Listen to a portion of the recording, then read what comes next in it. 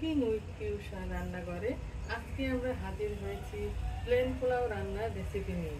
আজকে 1 কেজি পরিমাণ চালের পোলাও রান্না করব। এই রান্নাটা করার জন্য আমি নিয়েছি 1 কেজি পরিমাণ পোলার চাল, কিশমিশ, 1 টেবিল চামচ লেবুর রস, 3 টেবিল চামচ গুঁড়ো দুধ, এখানে আছে পেঁয়াজ কুচি, তেজপাতা, দারচিনি, জয়ত্রী, এলাচি, 3 টেবিল চামচ ঘি, 1 টেবিল চামচ আদা রসুন বাটা।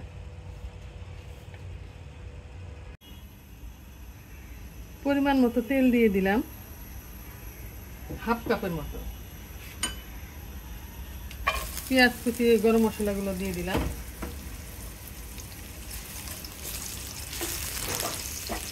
হালকা বাদামি করে ভেজে নেব।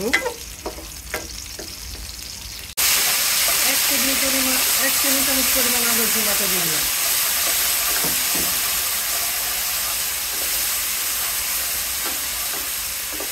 চালগুলো আমি 20 মিনিটের মতো ভিজিয়ে রেখে 10 মিনিট আবার পানি ঝরিয়ে নিয়েছিলাম। চালগুলো এখন দিয়ে দিচ্ছি, 5 মিনিটের মতো ভেজে নেব।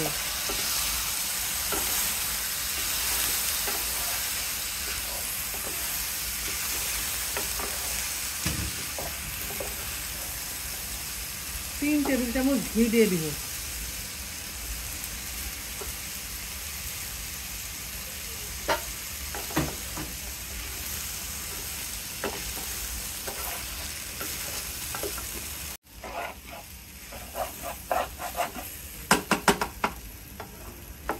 চাল ভাজা হয়ে গেছে, এবার আমি ফুটন্ত গরম পানি চালের উপর ঢেলে দিব। পানিটা আমি ফুটিয়ে রেখেছিলাম, পানির মাপটা আমি বলে দিচ্ছি। আমি যে পাত্র দিয়ে চাল মেপেছিলাম ওই পাত্র দিয়ে আমি পানি মেপেছি। আমি 4 কাপ চাল নিয়েছি, তাই আমি 5 কাপ পরিমাণ পানি নিয়েছি। এই পর্যায়ে এসে আমি পরিমাণ মতো লবণ দিয়ে দিব।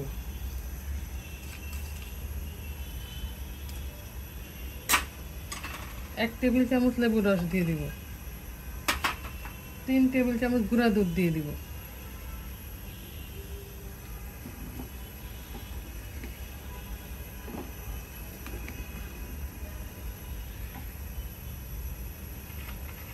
দুই টেবিল চামচ পরিমাণ কেওড়া জল দিয়ে দিব।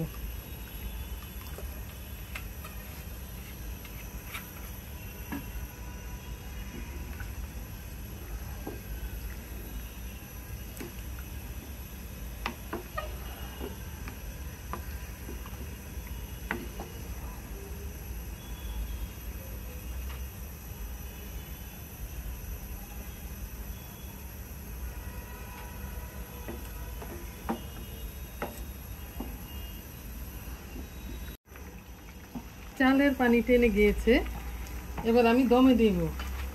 ঢাকনাটা দিয়ে দিব আর চুলার আঁচটা একদম নিবু করে দিব। 20 মিনিটের জন্য আমি দমে দিব। মাঝখানে 10 মিনিট পর একবার নাড়া দিয়ে যাব। একদম নিবু করে দিতে হবে জালটা। 10 মিনিট হয়ে গেছে, এবার আমি দিয়ে দিব 10-12টা কাঁচামরিচ আর আলু বোখারা, কিছুটা কিশমিশ দিয়ে দিব। একবার উলট পালট করে দিতে হবে।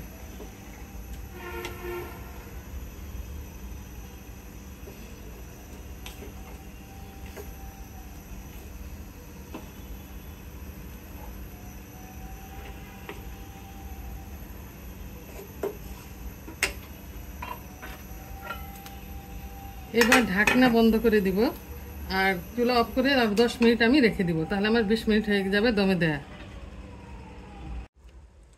10 মিনিট পর পোলাও রান্না পুরোপুরি কমপ্লিট হয়ে গেছে। আমরা টোটাল দমে দিয়েছি 20 মিনিট। এবার আমরা সার্ভিং ডিশে তুলে নিয়েছি। দেখতে খুবই ভালো লাগছে এবং একেবারে পারফেক্ট পোলাও হয়েছে, ঝরঝরে। আজ এ পর্যন্তই। আগামী দিন নতুন কোনো রেসিপি নিয়ে আমরা আপনাদের সামনে হাজির হব। আল্লাহ হাফেজ।